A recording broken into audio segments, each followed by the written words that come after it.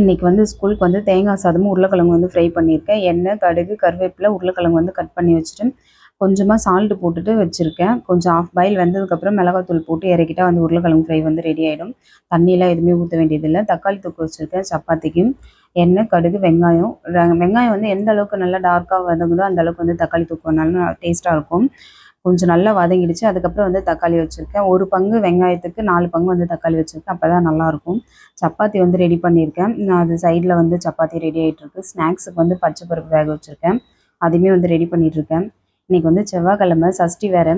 சரி, இன்றைக்கி வந்து சாமி கும்பிட்ணும். அதனால் வந்து வீட்டில் இருக்கிற வேலையெல்லாம் கிச்சனில் இருக்கிற வேலையெல்லாம் முடிச்சுட்டுனா அதுக்கப்புறம் வந்து கொஞ்சம் ஃப்ரீயாக வந்து கோவிலுக்கெலாம் போயிட்டு வரலான்னு இருக்கேன்.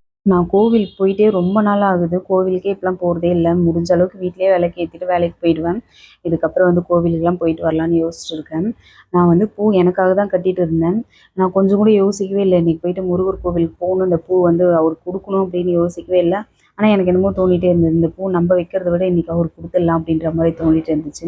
முருகர்கிட்ட வந்து நம்ம ஒரு வேண்டுதல் வச்சா கண்டிப்பாக அது நடக்கும். ஆனால் நம்மளுக்கு நடக்குமா நடக்காதான்ற சந்தேகமே தேவையில்லை. நம்மளுக்கு என்ன தேவையோ எந்த நேரத்தில் தேவையோ அதை கண்டிப்பாக கொடுப்பாரு. முழு நம்பிக்கையாக இருக்கணும். கொஞ்சம் வந்து பொறுமையாக இருந்தால் அவர் கண்டிப்பாக நடத்தி கொடுப்பாரு. நல்லா பெஸ்ட்டாகவே கொடுப்பாரு. சஷ்டிக்கு எப்பவுமே வந்து வெற்றிலை தீபம் ஏற்றணும், ரொம்ப நல்லது.